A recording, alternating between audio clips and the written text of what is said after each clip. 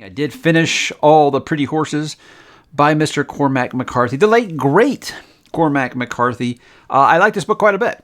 So I think the question I'll get asked the most is, will I be continuing with the Border Trilogy? I would say yes, I'll be continuing with it. Not maybe right away.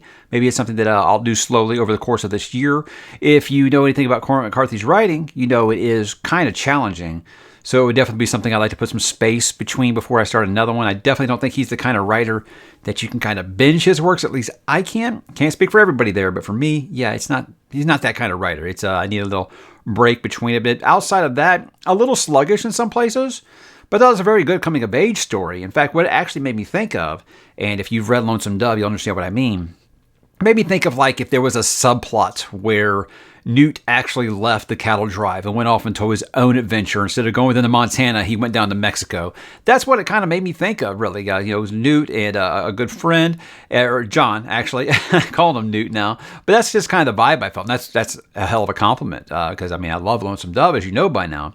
But I did like the adventure, kind of a little bit of a forbidden love, great coming of age. It had a couple of times where I was like, okay, I'm not really sure where this is going, but I'm never opposed to a little slice of life, but just living this life on this ranch down in Mexico and just seeing how things never quite go as well as you planned. And then you're thinking you've got everything figured out and you're thinking you're going to get that nice, perfect Disney ending. Well, if you know anything about Cormac McCarthy, it's rare that does happen. But I did enjoy the book quite frequently. It's not quite up there with like The Road for me, which I think is just about as perfect of a book as you could get. So it's like, I think if I'm using baseball terms here, I'd say that Cormac McCarthy is 2 for 3 with me. He's had a grand slam, which is what I would call The Road. This was a very, very solid double to the gap. And if you don't know anything about American baseball, guys, I'm really, really sorry, but this is very good.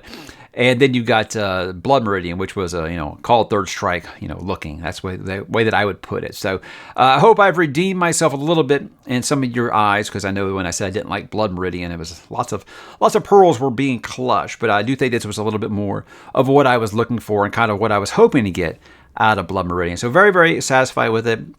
Definitely be picking up book 2 sometime this year. Like I said, I'd like to put a little bit of space between it because I do feel like you do need a little bit of a recharge after you finish a Cormac McCarthy book.